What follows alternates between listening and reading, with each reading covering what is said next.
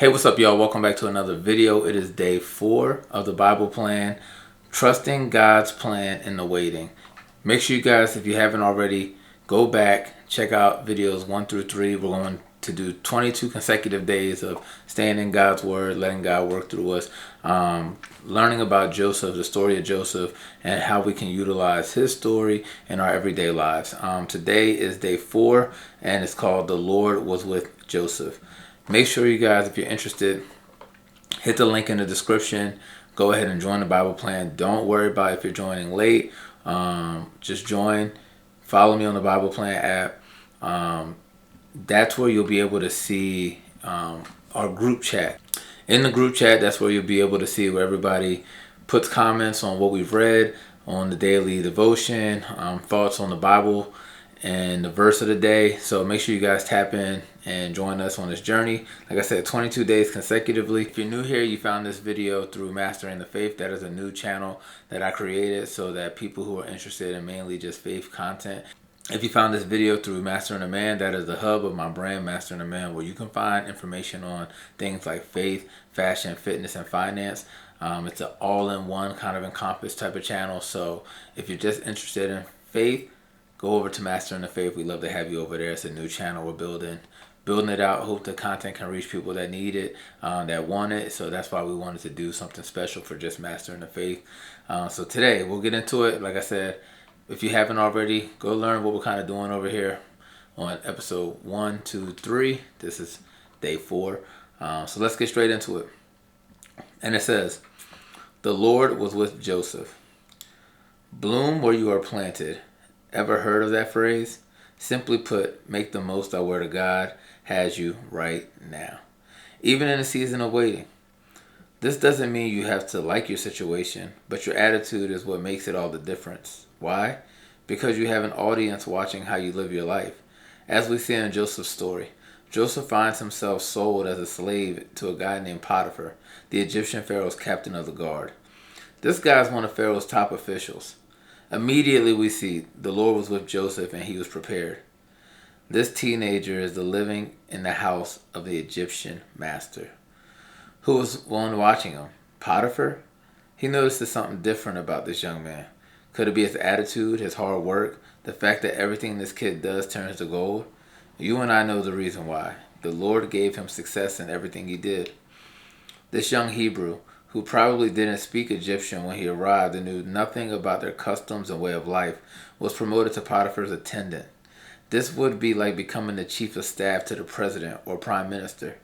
God gave Joseph favor with his boss, and with favor came way more responsibility. But God had covered that too. The blessing of the Lord was on everything Potiphar had, both in the house and in the field. Remember we talked about preparing in yesterday's reading? God was using this time of confinement to teach Joseph everything he needed to know about the Egyptian culture. How to run a house, oversee farm work, and how to manage a team of people. Joseph never asked for this, but God was with him every step of the way.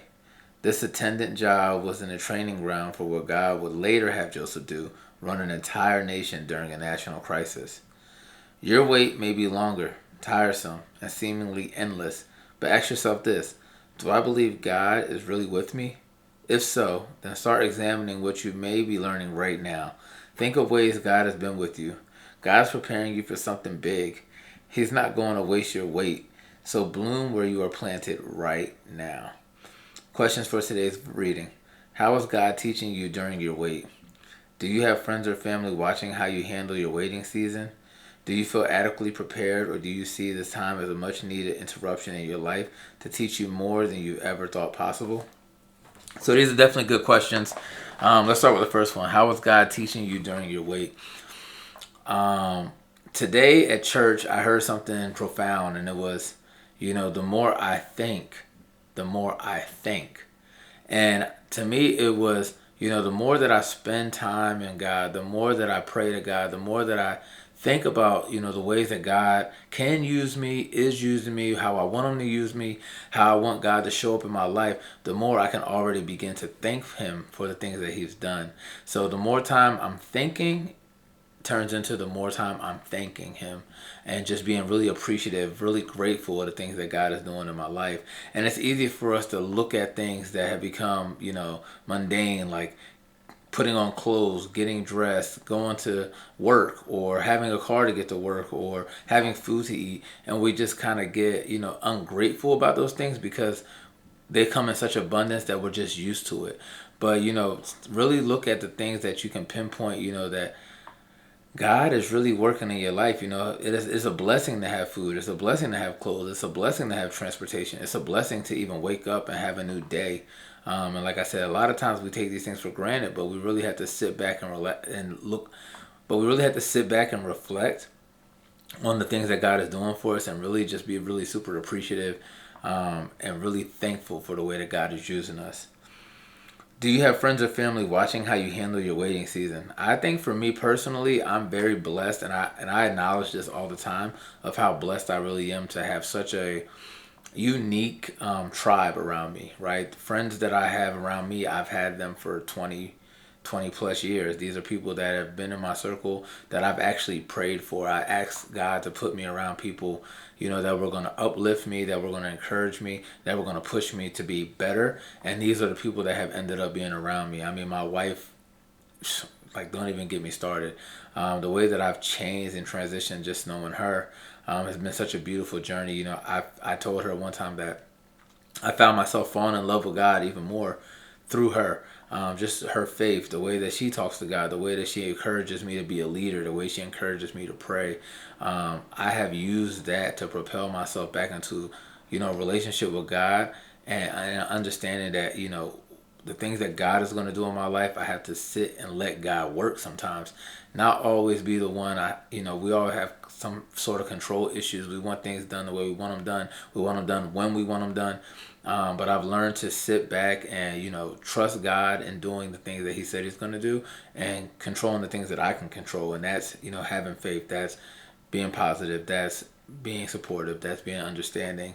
And when you do that, you'll notice the way that God moves in your life is a little different. You'll be able to pinpoint different clues.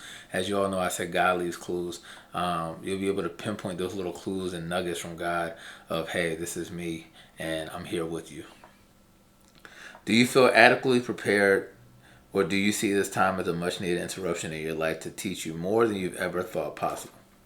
When we look at time of wait, I think, sometimes it can be inconvenient. And be honest with you, God's timing can sometimes be of inconvenience. I saw this thing on Instagram where it was this guy, he wanted to come out on the step. And God was telling him, no, don't come out on the step, because what was around the corner was something that was to his detriment. And I try to remind myself a lot of times that when God tells me to move, that's when I move. Yeah, it doesn't happen all the time. I'm not going to say I'm perfect and I'm just this clean saint where, oh, I only move when God tells me to move. No, it's not like that at all. But a lot of times when I'm making decisions, a lot of times when I know I have to step out, I do pray and do seek God's favor and do seek God's help in making decisions, and say, God, give me the sign of when you want me to move. Align the world to my movements through you. A lot of things you have to do to God's glory. You have to do to God's tune, instead of our own tune. It's easy to get distracted. It's easy to get blindsided by the things that we want and the way that we want to move. But when you ask God, hey, God, move to your tune. God, allow my steps to be your steps. God, give me your vision. Give me your hearing. You'll be able to, see those clues that I'll be talking about, right? So it's really a beautiful thing, man. Like, this relationship that you build with God, this relationship that you build with God's community can really be such a beautiful thing once you tap into it, that it's such an exciting time, where you not only learn yourself, but you learn the world around you. And then we're going to get into today's reading. And again, I appreciate you all being here with me today. Like I said, this is day 4. We're going 22 days straight, so I appreciate you all being here with me today. And I'm going to get into Genesis 39, verse 1 through 6, and it says, when Joseph was taken to Egypt by the Ishmaelite traders, he was purchased by Potiphar, an Egyptian officer. Potiphar was the captain of the guard for Pharaoh, the king of Egypt. The Lord was with Joseph, so he succeeded in everything he did as he served in the home of the Egyptian master. Potiphar noticed this and realized that the Lord was with Joseph, giving him success in everything he did. This pleased Potiphar. So he soon made Joseph his personal attendant. He put him in charge of the entire household and everything he owned. From the day Joseph was put in charge of the master's household and property, the Lord began to bless Potiphar's household for Joseph's sake. All his household affairs ran smoothly, and his crops and livestock flourished. So Potiphar gave Joseph complete administrative responsibility over everything he owned. With Joseph there, he didn't worry about a thing except that the kind of food to eat. Joseph was a very handsome and well-built young man, and I think it ends on that note to lead us into day 5. So, like you said, if you made it this far to the video, go ahead and hit that link below. Join us on the Bible Plan. This is a story that I think we all can relate to. This is a story that I think we all will get something out of, because we all have been in a season or are in a season of wait. And I'm excited to see what your wait builds, and I'm excited to see the fruit that my wait will bear. But make sure you guys hit that link and join us on the Bible Plan. Like I said, if you made it this far to the video, I appreciate you. Thank you so much. Thank you for joining us today. Trusting God's plan in the wait. Make sure you guys like, share, subscribe. If you haven't already, go check out Master in the Faith. Or if you haven't already, go check out Master in the Man. And join us as a family. Let's continue to build. Let's continue to grow for 2024. And I'll see you all tomorrow in the next video. Keep mastering. Let's go. See y'all.